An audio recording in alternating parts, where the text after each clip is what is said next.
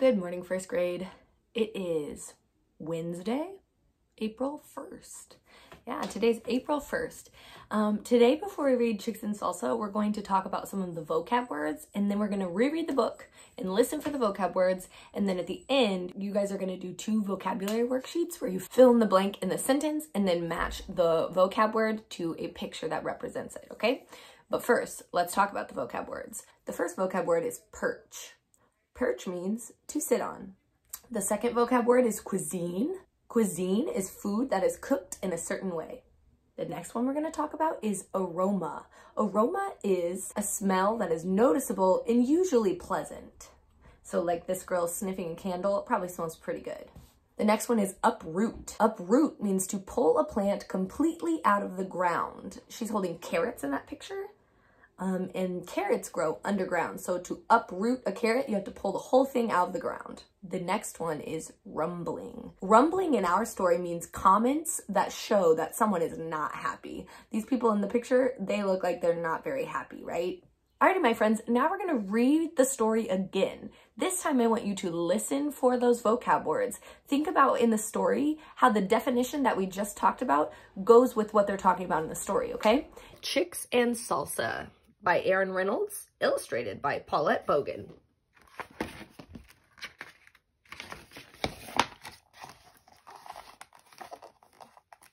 There were grumblings in the henhouse of Nuthatcher Farms. The chickens were tired of chicken feed. The rooster took it upon himself to solve this problem.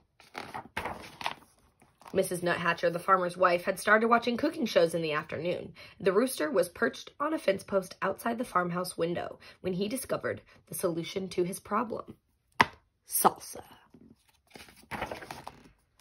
Led by the rooster, the chickens crept into the garden where they took tomatoes and uprooted onions. That night, the chickens ate chips and salsa, though nobody was quite certain where the chickens got the chips. The tasty tang of tomatoes and onions hung over the barnyard, and the rooster said, "Olé." Very soon, there were mumblings at the duck pond of Nuthatcher Farm. Inspired by the chickens, the ducks decided they were tired of fish. With the rooster's encouragement, the ducks dipped into the garden where they selected cilantro and gathered garlic. That night, the ducks ate guacamole, though nobody was quite certain where the ducks got the avocados. The spicy scent of garlic and cilantro hung over the barnyard, and the ducks said, "Olé." The next morning, there were rumblings in the pig pen of Nuthatcher Farm. Overwhelmed by the enticing aromas, the pigs decided they were tired of slop. Can't blame them. While the rooster distracted Farmer Nuthatcher, the pigs plodded into the garden where they borrowed beans and chopped chilies. That night, the pigs ate nachos, though nobody was quite certain where the pigs got the nacho cheese sauce. The delightful deliciousness of cheese and chilies hung over the barnyard, and the pigs said, "Olé." As everyone knows, when a passion for Southwestern cuisine takes hold of farm animals and so many scrumptious, spicy, savory scents collide in the barnyard air, it can only lead to one thing. A fiesta! The rooster got things organized, then returned to his fence post to watch for a good enchilada recipe.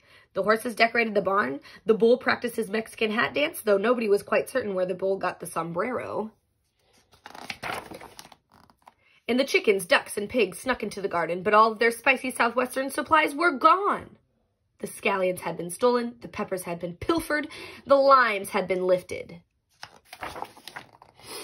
But there were slurpings in the kitchen of Nuthatcher Farm. Stirred by the succulent smells in the barnyard, Mrs. Nuthatcher had decided to make tamales for the country fair. A saucy sweetness hung over the farmhouse kitchen, and Mrs. Nuthatcher said, "Olé." Disappointed, the animals canceled the fiesta. That evening, the chickens ate their feed, the ducks ate their fish, and the pigs ate their slop. But while the Nuthatchers were at the fair, the rooster crept into the kitchen and borrowed a French cookbook. The next morning, the rooster ate crepes with white grapes and champagne sauce. Though nobody was quite certain where the rooster learned how to read, A satisfied smile stretched over the rooster's beak, and the rooster said, Ooh la la. Alrighty, my friends, now that you've read the story, go ahead and do the 2 vocabulary worksheets that are on the next slide from this video. And when you do those, you can just make a list, 1, 2, 3, 4, 5, and write the correct answer in the list.